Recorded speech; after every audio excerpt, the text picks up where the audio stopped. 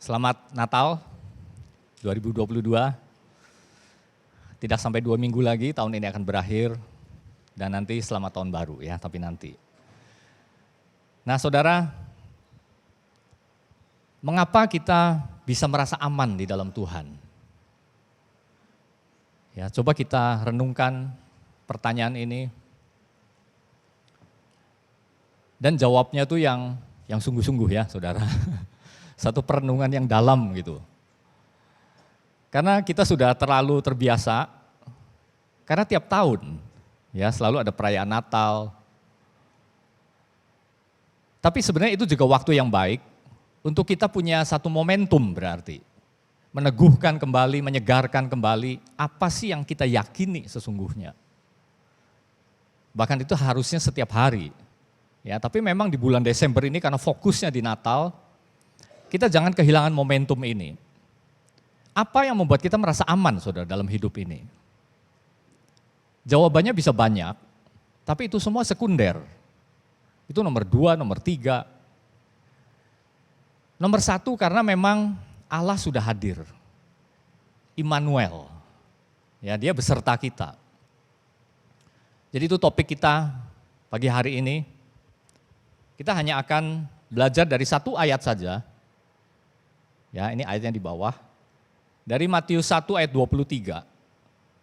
Sesungguhnya anak darah itu akan mengandung dan melahirkan seorang anak laki-laki dan mereka akan menamakan dia Immanuel. Yang berarti Allah menyertai kita.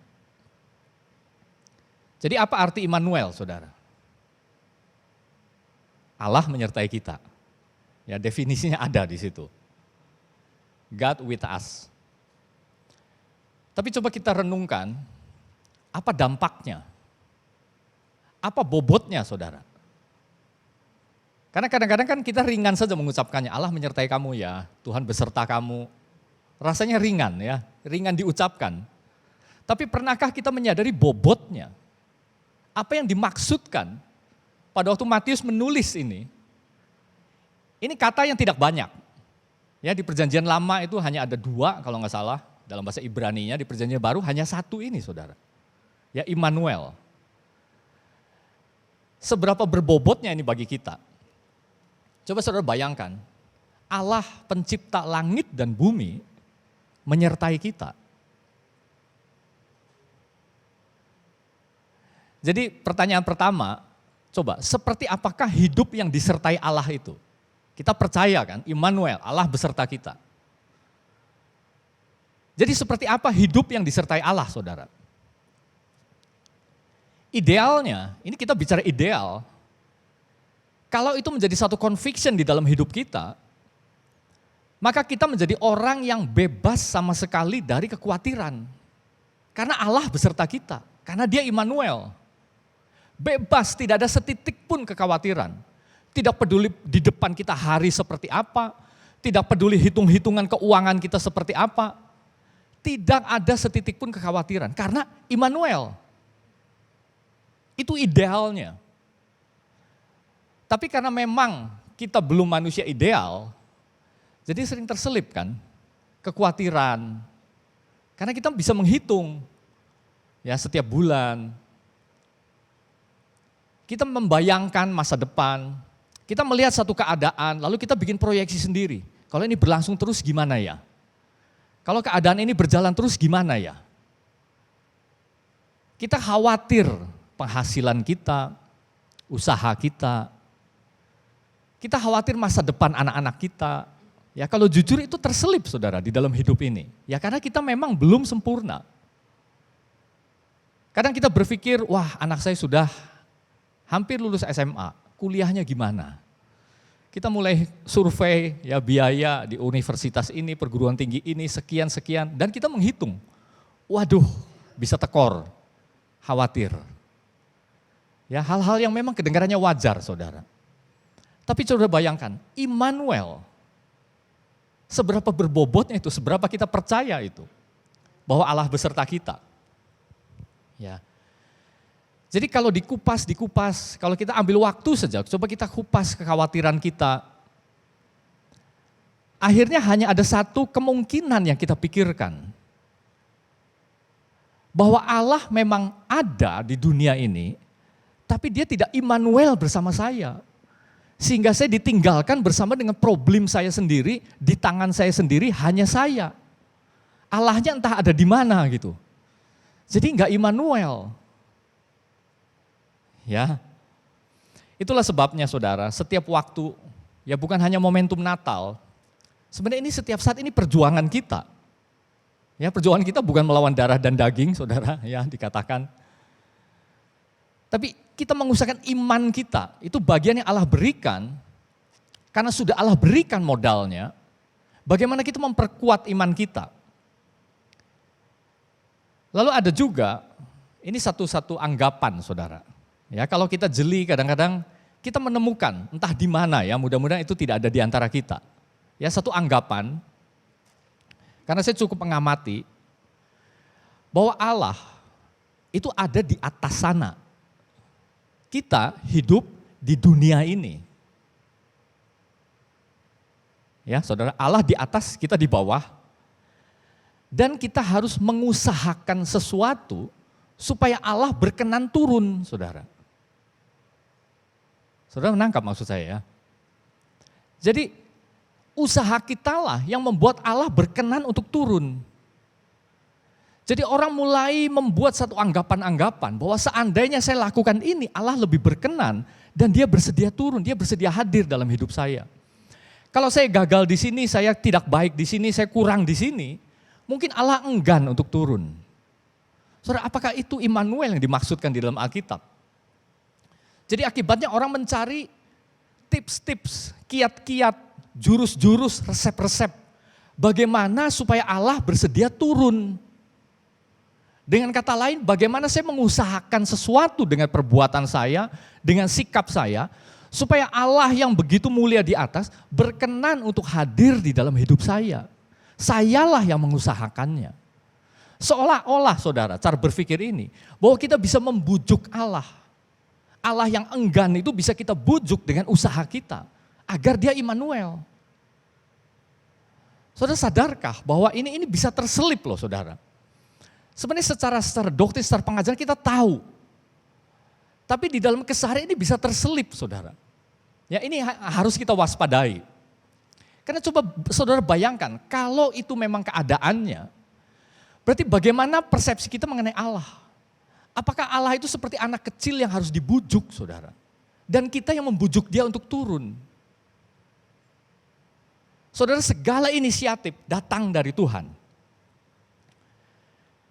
Nah, jadi pagi hari ini saya akan mengajak saudara fokus pada dua hal. Ya, dua hal saja fokus kita. Fokus pertama, mari kita berfokus pada Yesus, anak manusia itu. Penjelmaan Tuhan itu, inkarnasi dari Allah yang maha mulia, yang tidak terjangkau, yang transenden. Mengambil rupa seorang manusia dan datang. Itu Natal kan? Walaupun jelas tanggalnya diperdebatkan, bukan 25 Desember. Tapi enggak apa-apa saudara, itu budaya yang sudah ditebus. Ya. Yang jelas pada bulan-bulan inilah, pada sekitar tanggal inilah, fokus kita pada kedatangan Yesus ke dunia ini. Jadi mari kita fokus. Karena apa? Tanpa itu saudara, tanpa Allah yang menjadi manusia, ada di dunia ini dengan darah dan daging, maka orang begitu sulit untuk berhadapan dengan Tuhan. Ini hal yang bukan hanya sulit, ini berbahaya saudara sebenarnya. Coba kalau saudara lihat saja di perjanjian lama, di Gunung Sinai, itu kan Tuhan sendiri yang memanggil mereka kan, mengeluarkan mereka dengan tanda-tanda dan mujizat. Dan pada satu titik itu, dalam perjalanan mereka di depan Gunung Sinai, ada satu hadirat Tuhan, ya satu penampakan, satu manifestasi di Gunung Sinai itu. Dan saudara perhatikan, kalau saudara ada waktu baca di Keluaran, itu dicatat, seperti apakah hadirat Tuhan di gunung itu. Guruh mengguntur, kilat sabung menyabung, bunyi sangkakala. Ini sangkakala bukan manusia yang tiup. Ini malaikat yang tiup saudara. Saudara kebayang gak kalau malaikat meniup sangkakala itu? Dan gunung berasap.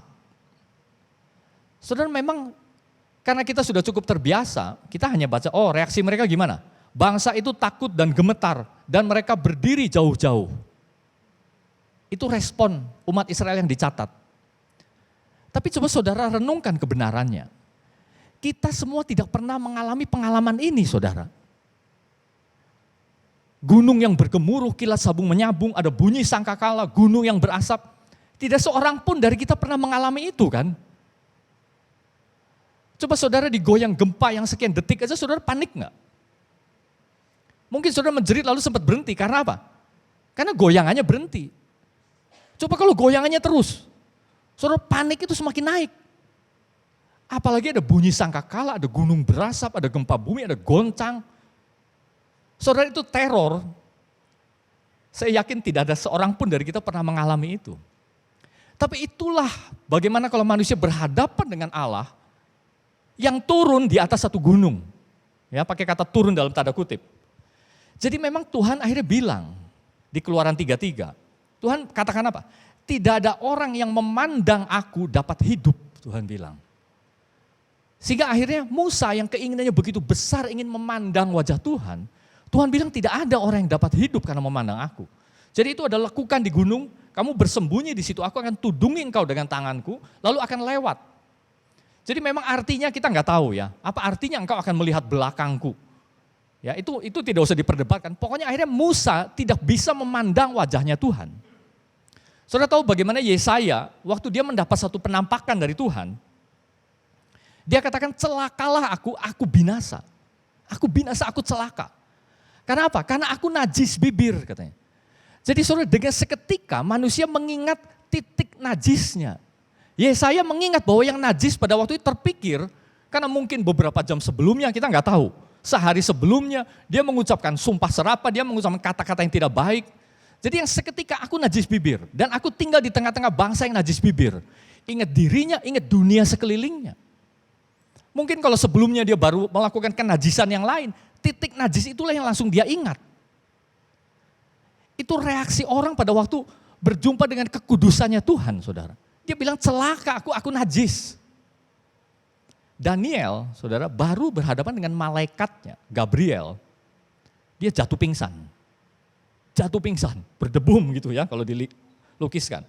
Yehezkiel, dilukiskan apa? Rohnya itu seperti pergi. Jadi artinya apa? Seperti orang mati, saudara. Karena dicatat kalimat, maka kembalilah rohku ke dalam aku dan aku ditegakkan. Berarti sebelumnya rohnya itu seperti pergi dari tubuhnya dan dia jatuh seperti orang lumpuh. Jadi rohnya seperti kembali, aku ditegakkan, baru dia kayak hidup lagi. Seperti orang mati, saudara, kalau kita berhadapan dengan Tuhan. Lalu setelah itu Yehezkiel, setelah melihat penampakan yang dahsyat itu, dia duduk tertegun selama 7 hari di tengah-tengah orang banyak. Saudara kebayang nggak? Ini orang yang duduk, apa istilahnya ya? Apa, kapi tenggengannya, itu bahasa apa itu?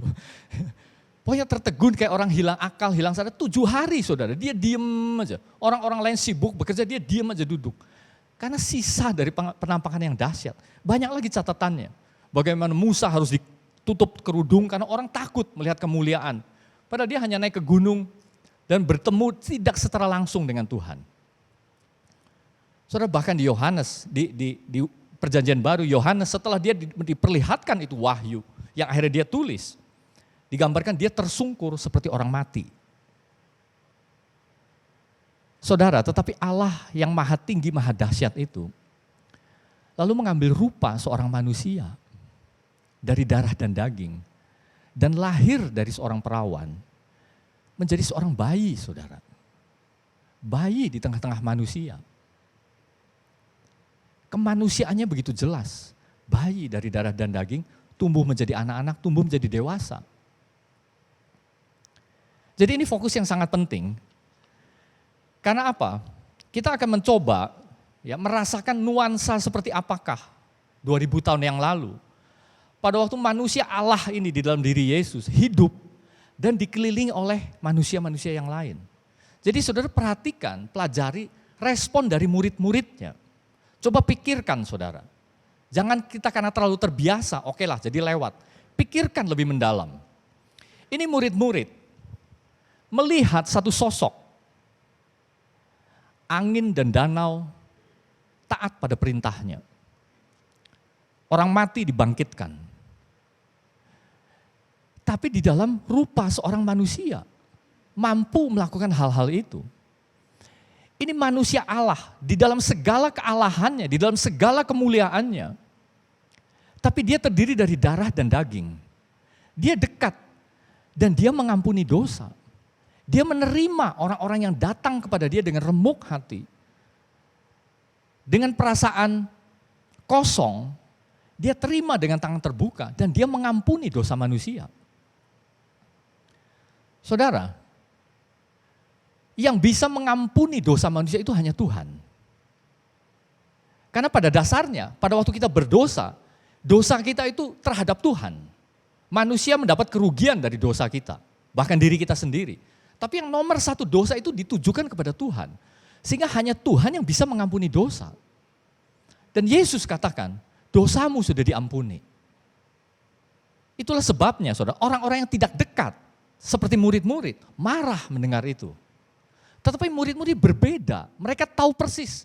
Ini orang yang punya hak untuk mengampuni dosa orang. Karena mereka dekat saudara. Mereka bukan ada jarak, mereka dekat. Jadi mereka lah yang bisa merasakan ini keilahian, kemuliaan dan kedahsyatannya. Dikombinasikan dengan kelembutan, dengan kasih. Antara kebenaran dengan kasih, itu satu kombinasi yang luar biasa. Dan mereka tahu persis ini orang yang tanpa cacat celah. Tidak ada dosanya. Karena apa? Karena mereka tinggal bersama-sama Yesus. Saudara perhatikan, kalau kita ingin membangun satu image, kita harus ambil jarak dengan orang. Begitu saudara dekat dengan orang, apalagi hidup tinggal bersama-sama, saudara segala kelemahan kita akan terlihat. Ini murid-murid yang begitu dekat dengan Yesus saudara. Mereka tidak menemukan satu pun kelemahannya, satu pun dosanya. Hanya Allah yang bisa tidak berdosa. Sehingga Allah lah yang mengampuni dosa. Saudara kalau kita manusia, makin dekat makin kelihatan saudara. Ya, saya ingat pengalaman saya waktu melayani satu jemaat yang lain bukan di sini ya, di Semarang. Itu di rumah kita tinggal satu keluarga yang lain. Waktu itu anak kami baru satu dan mereka juga punya anak satu. Usianya beberapa bulan lebih besar dari Josea. Rumah saya selalu terbuka. Ada 2 anak muda dari mulai SMA-nya sampai akhirnya mereka masa-masa awal kuliah, dari SMA sampai kuliah, tinggal bareng-bareng. Karena gak ada kamar, mereka setiap hari bergeletakan di sofa ruangan rumah kami. 2 anak muda, belum anak-anak muda yang lain terus setiap hari. Dan bukan hanya itu, setiap minggu kita selalu, inilah untungnya jemaat yang gak terlalu besar ya Tuhan, saudara. Gampang untuk mengorganisir, ayo kita olahraga bareng, ayo kita berenang, bahkan kita main kasti, kita lari, kita retreat, ya gampang, mudah. Jadi kita selalu bersekutu, begitu dekat. Mereka tinggal bersama-sama dengan saya, melihat hidup saya. Melihat bagaimana saya ngomel-ngomel, melihat bagaimana saya tidak sabar. Tapi mereka juga merasakan perhatian saya, kasih saya. Mereka merasakan bagaimana saya mengajar mereka walaupun saya manusia yang tidak sempurna. Jadi mereka semua panggil saya Mas Yosep. Ya. Ini Jawa Tengah kan, jadi nggak ada yang panggil kok Mas Yosep. Mereka bisa menegur saya, bisa mentertawakan saya. Mungkin mereka merasa respect. Orang yang lebih tua, seorang pemimpin. Tapi hal yang tidak mungkin adalah mereka mengkultuskan saya itu nggak mungkin, saudara, mustahil. Karena mereka melihat semua kelemahan saya dari hari ke hari. Tetapi pada waktu murid-murid begitu dekat dan melihat Yesus dari jam ke jam, dari hari ke hari. Mereka menemukan bahwa inilah anak Allah. Jadi pada waktu Yesus mengatakan aku dan Bapa adalah satu, mereka terima itu sebagai conviction, satu keyakinan betul. Dan mereka menyembah dia saudara. Saudara nggak mungkin pada masa itu orang-orang Yahudi abad pertama itu, ini adalah jenis manusia yang paling akhir yang bisa menyembah seorang manusia. Orang Yunani boleh, orang Romawi boleh, orang bangsa-bangsa lain boleh. Ada di dalam agama mereka berhala. Tapi orang Yahudi pada waktu itu adalah satu bangsa yang benar-benar ampun-ampunan, kapok dengan penyembahan berhala. Sejak mereka dibuang, sejak mereka kembali sebagai sisa dari pembuangan itu, mereka sudah tahu ini dosa yang paling tidak terampunkan. Mereka belajar itu pelajaran yang sangat berat pada waktu mereka dicabut dari tanah yang mereka banggakan, dari bait Allah yang mereka banggakan, dibuang ke negeri asing menjadi orang kelas 2, kelas 3. Jadi mereka kapok, saudara. Jadi mereka paling tidak mau menyembah berhala. Itulah sebabnya dicatat orang-orang Yahudi, ahli Taurat, orang Farisi yang ada jarak dengan Yesus. Mereka marah. Pertama mereka bilang, kamu kerasukan setan. Yesus katakan, sebelum Abraham aku ada. Aku dan Bapa adalah suatu. Mereka marah, kamu menghujat Allah. Waktu Yesus katakan dosamu diampuni, marah. Ini menghujat Allah. Mereka nggak mungkin bisa menyembah Dia. Hanya murid-murid yang begitu dekat dengan Yesus yang bisa menyembah Dia. Dan saudara tahu akhirnya, murid-murid inilah karena keyakinan mereka, akhirnya bahkan mau mati untuk Yesus. Untuk conviction mereka ini, untuk berita ini. Untuk satu hal kebenaran yang mereka sudah lihat dan alami, mereka rela mati untuk itu.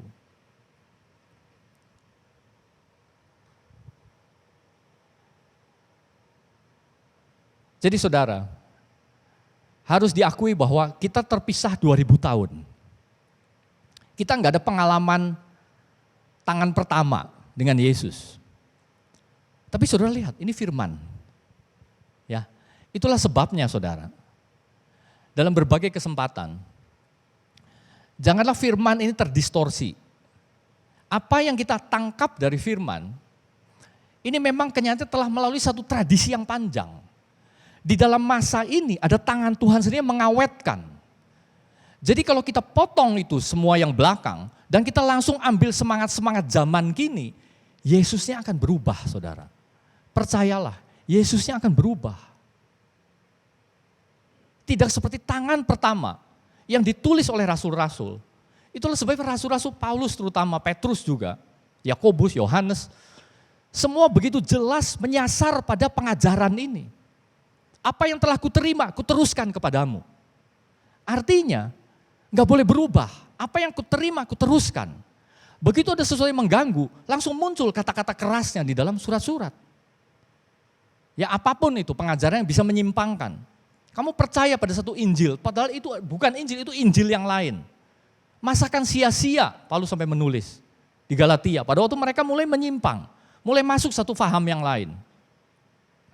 Saudara, Yesus yang ada di dalam sejarah itu adalah anak Allah yang hidup, yang sudah datang ke dunia 2000 tahun yang lalu. Dan kita ada di dalam rangkaian itu. Jadi fokus pada Yesus, anak Allah yang menjelma menjadi manusia. Nah yang kedua, ini sangat penting. Fokus yang kedua, yang terakhir. Kita fokus pada tujuannya di dunia, saudara. Tujuan dia datang ke dunia untuk apa? Itulah yang menjadi fokus kita. Jadi ini hal yang pertama yang saya ingin semua mengingatkan pada kita. Yesus datang ke dunia bukan untuk melayani tujuan kita manusia di dunia ini. Tapi dia ingin supaya kitalah yang melayani tujuannya saudara. Ini arah yang kalau dibalik itu jauh sekali nanti jadinya dari Injil. Injil yang berpusatkan kepada Allah menjadi Injil yang berpusatkan kepada manusia. Manusia yang seharusnya melayani Allah, tapi kita berpikir bahwa Allah lah yang harus melayani manusia. Jauh enggak saudara? Jauh sekali, itu seperti langit dan bumi. Tapi hati-hati saudara, ini bisa diputar dan kita enggak kerasa. Itulah sebabnya jangan kehilangan momentum ini. Untuk apa dia sampai datang ke dunia dan membayar dengan nyawanya sendiri. Dan itu dicatat jauh, bahkan sebelum permulaan zaman dikatakan di dalam Efesus. Jadi bedakan antara dia memelihara kita, hidup kita. Jadi pada waktu kita ada kesulitan, kita ada kebutuhan, kita berdoa kan. Itu betul, itu wajar, itu hal yang baik, hal yang harus kita lakukan. Doa, dengan komunikasi kita, dengan harapan kita, dengan keyakinan, dengan ucapan kita. Itu perjuangan juga supaya kita mengarahkan hati untuk percaya. Supaya Tuhan memelihara kita. Setelah Tuhan memelihara kita, demi apa saudara? Demi hidup kita ini melayani tujuannya. Jadi bukan kita berdoa itu mengubah Tuhan untuk mengikuti agenda kita. Ini yang tanpa disadari bisa salah di dalam orang-orang Kristen. Bahwa saya punya agenda, saya punya cita-cita, saya punya tujuan, saya punya proyek. Tuhan bantu saya mencapai agenda saya. Sehingga pada waktu keadaan berlangsung tidak baik, Tuhan tolong. Ya itu doa, memang doa yang baik. Tapi kalau di dasar pemahaman kita adalah supaya Tuhan melayani saya, itu salah saudara. Tuhan memelihara hidup kita, memberi kita kecukupan, memberi kita pertolongan, supaya kita hidup melayani Dia. Jadi jangan dibalik. Ya, jadi pada waktu kita katakan Tuhan penolong, betul itu makna yang alkitabiah sekali. Tapi pertanyaannya menolong apa? Menolong kita untuk melakukan agenda Dia. Itu yang benar. Ya, jadi itu Immanuel, saudara. Saudara, kalau kita pikir bahwa kita membujuk Tuhan dengan perbuatan kita, dengan tingkah laku kita, dengan doa kita, itu konsepnya dari mana sebenarnya? Ya, dari mana, saudara? Coba perhatikan. Ya, saudara lihat yang di luar kekristenan. Bahwa itu orang menyembah satu dewa misalkan. Kan dia seperti bribing kan, dengan sesajen, ini cerita zaman dulu ya, zaman sekarang mungkin sudah nggak ada. Supaya apa? Supaya dewa itu melakukan apa yang dia mau. Saya sudah capek-capek menabur, sudah dekat masa panen, terus makin gencar nih sesajennya. Supaya panennya berhasil, tidak ada hama. Saya ingin berangkat perang, saya persembahkan ini kepada dewa-dewa. Supaya apa? Supaya saya pulang dengan hidup, supaya menang. Supaya dapat banyak jarahan. Saudara lihat agendanya. Saudara kalau ini masuk dalam kekristenan ini bahaya saudara. Ini menjadi jauh sekali. Jadi ingat, arti Immanuel, dia datang ke dunia supaya kita hidup melayani Dia. Nah sekarang pertanyaan apa? Bagaimana? Apakah dia butuh dilayani? Saudara perhatikan, pada waktu Yesus datang, berita apa yang diserukan coba? Ya di Injil. Bertobatlah karena kerajaan Allah, saudara. Jadi kerajaan Dia, kerajaan Allah sudah dekat, kerajaan Allah sedang datang. Jadi demi itulah saudara, kerajaan Allah, ingat kata ini ya, kerajaan Allah ya. Jadi ini adalah satu pemerintahannya Allah, nilai-nilai prinsip-prinsipnya Allah. Dunia punya prinsip-prinsip sendiri yang jauh, tapi ini prinsip-prinsipnya Allah di dalam kerajaan Allah. Minimal harus tercermin di dalam gerejanya. Jadi itulah sebabnya pertama orang harus ditebus dulu dari dunia ini, dari cara hidup yang sia-sia. Setelah ditebus, mereka masih hidup di tengah-tengah dunia kan, tapi dengan cara hidup yang berbeda. Itulah sebabnya kita kenal kata bertobat, berbalik, metanoia, 180 derajat. Ya, saudara kalau ingat zaman DDYT dulu, berbalik. Artinya berubah cara hidupnya. Lalu pada saatnya nanti kerajaan Allah itu akan genap sempurna pada waktu sorga dan bumi bersatu. Itulah sebabnya Yesus katakan apa di dalam doa? Datanglah kerajaanmu, jadilah kehendakmu di bumi seperti di surga. Di Indonesia, dalam terjemahan Indonesia masih pakai kata seperti, seolah-olah ini satu bayangan. Tapi sebenarnya kata dalam bahasa Ibrani di bumi dan di sorga menjadi satu. Bumi dan sorga satu, itu kerajaan Allah. Bumi yang serba cacat ini, bumi yang penuh dengan kelemahan dan dosa, bumi yang kacau balau ini, akhirnya akan disempurnakan karena kerajaan itu datang genap. Dan kita sudah lebih dulu di situ saudara. Walaupun tinggal di tengah-tengah situasi yang tidak sempurna. Jadi itu Immanuel, itu artinya. Tentu saja di dalam hidup ini kita mengalami banyak hal yang kita nggak suka. Banyak hal kita rasa sedih, mungkin penderitaan, mungkin kesusahan. Tapi Immanuel saudara, ini pesannya. Jadi ini hal praktis ya, terakhir. Mari kita, ini minimal di dalam level internal, ya sebelum kita masuk ke tindakan praktis. Bangun minat kita, minat saudara, pada tujuan Allah ini. Saudara kita bisa bangun minat pada hidup ini kan. Kita bisa berminat saudara, punya hobi misalkan. Ya katakanlah apa, utak-atik, motor antik, mobil antik. Kita invest waktu di situ kan, invest tenaga, invest daya, invest uang. Kita cari komunitas supaya kita bisa menikmati. ya minat kita ini. Jadi bisa saudara dalam hidup ini. Tapi bagaimana kalau kita nggak ada minat terhadap isu-isu kerajaan Allah ini? Itu menjadi satu pojok yang boleh diabaikan, ya diingat-ingat lagi setahun sekali. Saudara, tidak selayaknya seperti itu kalau kita percaya Immanuel, saudara. Ini hal yang paling pasti loh. Ya. Jadi bangun minat terhadap perkara kerajaan Allah. Lalu apa? Saudara perhatikan, kita lihat saja semua polanya dari Alkitab. Murid-murid, setelah Yesus meninggalkan mereka naik ke surga dan Roh Kudus dicurahkan, mereka bertekun di dalam persekutuan, mereka bertekun di dalam pengajaran rasul-rasul, dan mereka bertekun di dalam misi bagi dunia. Jadi itu 3 hal. Ya. Ini yang harus lahir menjadi perbuatan kita, saudara. Bertekun di dalam persekutuan. Itulah sebab Tuhan memberikan kita jemaat ini. Jemaat yang dibangun di atas darah Yesus. Yesus sendiri membeli kita loh. Ya, menyatukan kita itu dengan darahnya. Supaya ada satu persekutuan, ada kedekatan, ada saling memperhatikan, ada kasih. Jelas masih tidak sempurna. Jelas saudara masih bisa tersakiti. Jelas kita masih bisa tersinggung dengan si anu, tersinggung dengan si ini. Kita bahkan bisa sakit hati dengan seseorang. Tapi saudara, ini tempat yang Tuhan berikan. Sama seperti murid-murid dahulu, bertekun di dalam persekutuan. Lalu di dalam pengajaran rasul-rasul. Kalau saudara nggak punya minat terhadap pengajaran, terhadap apa sih yang dikatakan di dalam Alkitab, saudara akan taruh minat di dalam hal lain. Sudah pasti. Kalau itu nggak menjadi penting, akan ada hal lain yang lebih penting akan menindas. Dan saudara, mengapa orang harus bertekun di dalam pengajaran?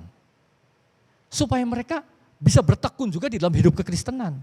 Supaya bertumbuhnya benar sesuai dengan nilai-nilai kerajaan Allah. Karena kan bersaing, saudara. Ya, apakah kita pikir bahwa dunia ini pasif, terserah kita mau ambil apa enggak? Dunia itu sangat aktif menjejalkan semua paham-pahamnya. Kalau kita enggak waspada, pengajaran rasul-rasul kita geser dan pengajaran dunia yang masuk. Dan itulah yang mendrive, menentukan hidup kita. Cara berpikir kita, cara memandang kita, respon-respon kita, reaksi kita. Satu pengalaman terjadi, satu peristiwa terjadi, inilah respon kita. Bukan dari pengajaran yang Alkitabiah. Dan saudara perhatikan yang ketiga, misi.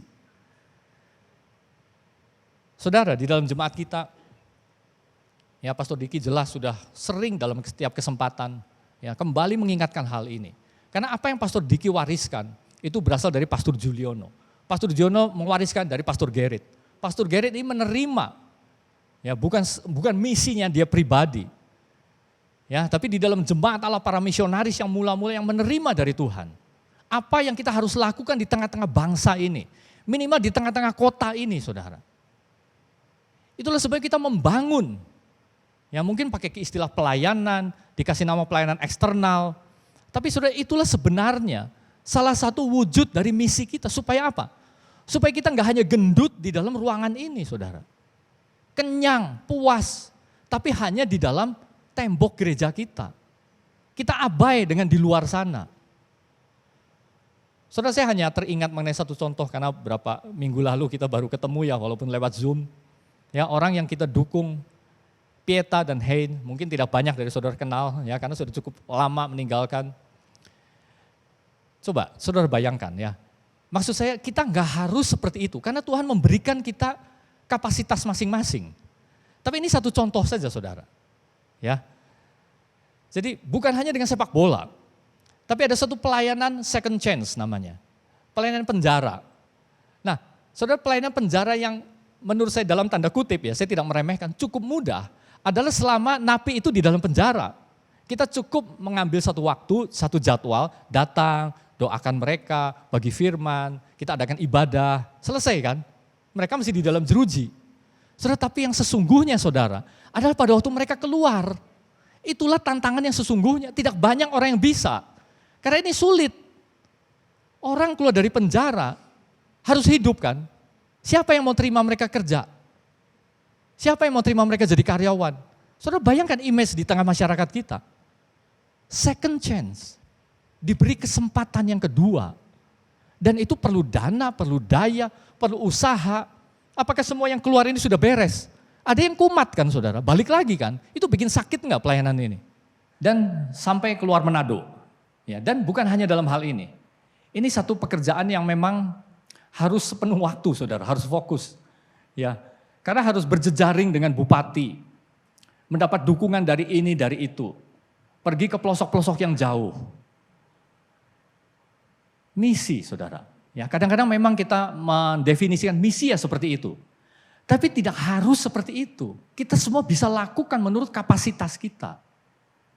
Menurut kemampuan kita. Menurut waktu yang Tuhan berikan, yang memang akhirnya ada di dalam hidup kita. Ya, jadi contoh saja saya hanya akan menegaskan kembali apa yang Pastor Diki pernah bagikan. Ya, dengan anak-anak kita di Cahaya Bangsa.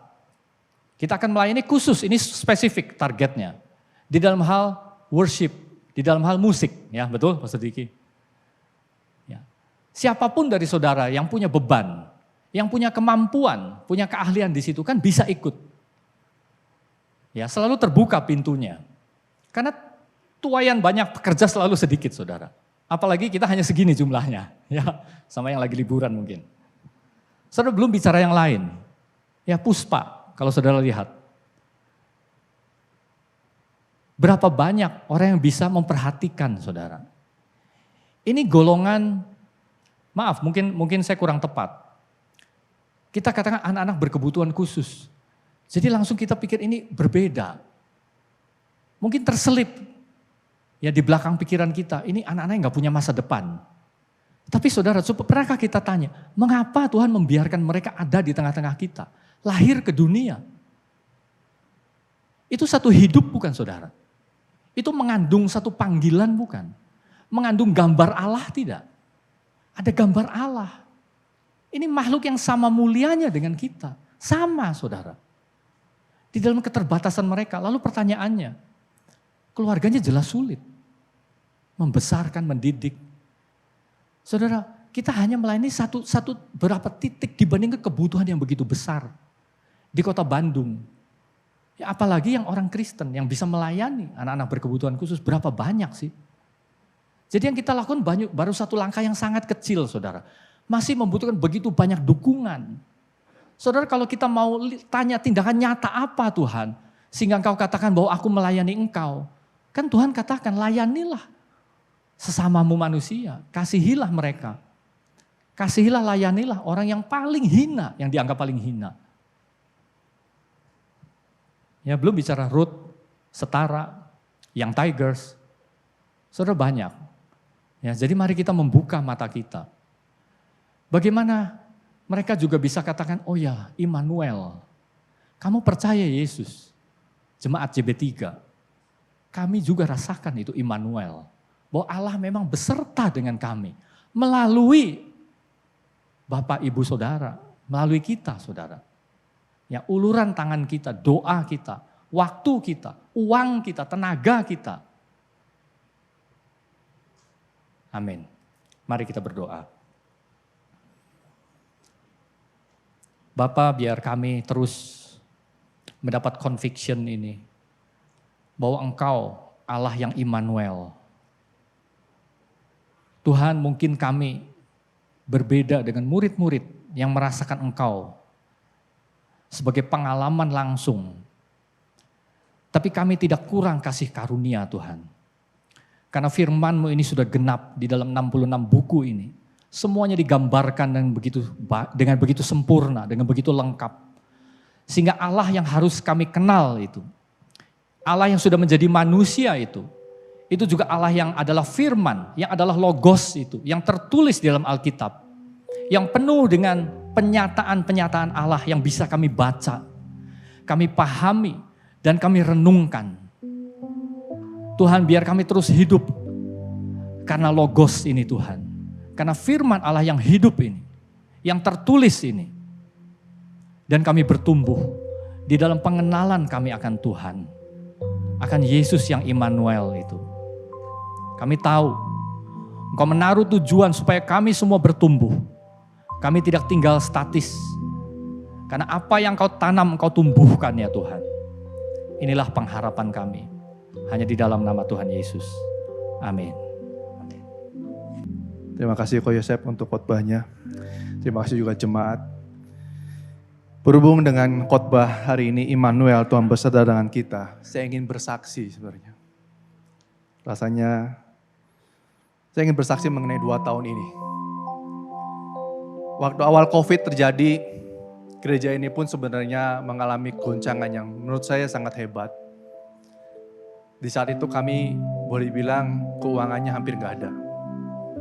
Hari itu, bahkan untuk bayar gedung pun kami nggak ada uang hari itu. Waktu itu sempat terbersit karena ada pembicaraan dengan para penatua.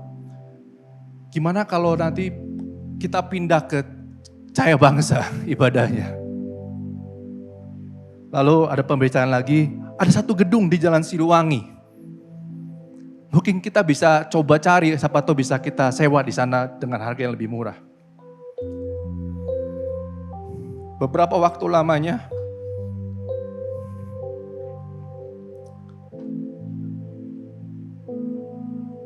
saya berdoa sama Tuhan, Tuhan, apa yang harus kami lakukan? Dan satu siang, saya ada di sini di Paskal. Saya masuk di lantai 3. Di sini saya berdiri, nggak ada orang. Tapi siang itu saya bilang, Tuhan, what should I do? Apa yang harus aku lakukan? Tuhan bilang, you will stay here. Kamu akan tetap tinggal di sini untuk beberapa waktu lamanya. Jadi hari itu saya tahu, saya nggak memutuskan untuk pergi kemana-mana. Dan kami tetap tinggal di sini. Walaupun hari itu sulit. Keuangan hanya untuk bisa bertahan beberapa bulan ke depan. Beberapa kali saya bilang sama full time team, kayaknya kita hanya untuk berapa 5-6 bulan ke depan. Setelah itu kita nggak tahu apa yang harus kita lakukan. Buat saudara mungkin nggak kerasa, tapi buat full time team, rasanya hari itu hidup dan mati cuma 6 bulan ke depan umurnya. Tapi singkat cerita, sampai hari itu,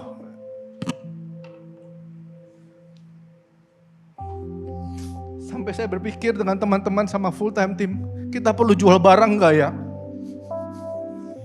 Ada speaker yang mungkin bisa nggak kepake dijual, atau mungkin ada mixer yang nggak kepake yang kita bisa jual lumayan untuk bisa nambah-nambah. Itu terjadi saudara. Hari itu akhirnya kami waktu 2020, saya Ko Yosef sama ada penatua ketemu sama pihak Paskal, dan kami sudah bilang waktu itu memutuskan bahwa kami nggak bisa bayar. Kalau sampai kami harus keluar pun, kami siap keluar. Tapi puji Tuhannya dari Paskal bilang, pakai dulu aja. Kami nggak akan pasarkan tempat ini. Tempat ini akan dipasarkan belakangan, pakai dulu aja. Dan cobalah onsite, siapa tahu dengan onsite akhirnya bisa kembali keuangan lebih pulih dan bisa membayar kembali. Dan singkat cerita akhirnya setelah bulan itu, beberapa bulan kemudian kami harus bayar sewanya 30%. Dan kami terus bayar sewa 30%. Dan kita akhirnya bisa onsite. Dan puji Tuhan, Tuhan melalui Bapak Ibu Saudara, Tuhan memberkati juga jemaat ini. Dan kami harus membayar hari ini mungkin 50% dari sewa yang seharusnya kami bayar. Beberapa pelayanan sempat hampir ditutup. Yang Tiger sempat hampir ditutup. Waktu itu Puspa pun bergumul sempat hampir ditutup. Pelayanan Manado pun terakhir saya sama Ko Yosef kayak meeting dengan Hein dan Pieta. Karena saya berpikir bahwa saya mencoba untuk mengurangi support karena keuangan kami pun kami harus menghitung keuangannya, harus mengatur dengan cara yang lebih baik. Malam itu saya meeting Zoom dengan mereka karena kami tahu pelayanan di Manado juga luar biasa menjangkau banyak jiwa. Di tengah meeting saya mendengarkan apa yang mereka katakan. Lalu di tengah meeting tiba-tiba Tuhan bicara sama saya. Teruskan sampai 1 tahun ke depan. Saya berencana untuk mencoba mengurangi budgetnya. Tapi Tuhan bilang teruskan 1 tahun ke depan. Saya cuma ingin bilang sesuai dengan khotbah tadi, Immanuel itu nyata. Kalau hari ini kita ada di tempat ini, semua karena tangan Tuhan. Kalau saudara makan bersama-sama, kita makan di lantai 2. Saya cuma bisa bilang itu mana yang Tuhan sediakan bagi kita. Kalau kita bisa minum di lantai 2, itu mata air yang Tuhan keluarkan dari batu karang yang ada di tengah-tengah kita. Dan saya ingin memakai kesempatan itu untuk mengucapkan terima kasih. Ya Immanuel, Tuhan berserta dengan kita selalu. Tuhan memberkati kita. Tapi Tuhan memberkati jemaat ini juga melalui tangan Ibu Bapak Ibu saudara semua. Dengan persembahan, dengan perpuluhan yang Bapak Ibu berikan. Maka lahirlah misi pelayanan. Memenangkan jiwa demi jiwa, memenangkan anak demi anak. Saudara jangan berpikir bahwa dulu mungkin Bapak Ibu saudara berpikir saya gak pernah bisa pergi misi. Saya gak pernah bisa mempertobatkan orang. Mungkin hari ini saya ingin bilang, keliru. Dengan apa yang Bapak Ibu saudara sudah lakukan bagi jemaat ini. Dan dari jemaat ini lahir pelayanan di penjara, pelayanan untuk anak-anak, pelayanan untuk di mana-mana. Dan dari pelayanan-pelayanan itu banyak orang yang bertobat. Saya cuma ingin bilang, itu adalah apa yang Bapak Ibu lakukan bagi kerajaan Tuhan di muka bumi ini. Ini bukan tentang gereja ini saja, tapi ini bicara tentang siapa kita. Bersama-sama membangun kerajaan Tuhan dan Tuhan Immanuel bersama dengan kita, amin. Dan hari ini kita terus survive. Bahkan hari ini kita sudah mulai bisa menabung untuk sewa 5 tahun ke depannya. Kita mulai sedikit menyisihkan. Mungkin bulan Juli ke depan akan naik biaya sewanya. Tapi saya percaya bahwa Tuhan Immanuel bersama dengan kita. Dan mari sama-sama terus kita berdoa. Dan biarlah kesaksian ini menjadi satu kesaksian buat semua pribadi. Yang melalui masa-masa yang mungkin hari ini belum baik. Tapi percaya Immanuel. Hidup kita bukan hanya untuk diri kita. Tapi Tuhan akan bersama kita untuk menjadi berkat bagi orang-orang yang ada di sekitar kita. Amin. Saya kembalikan pada announcer. Yohan.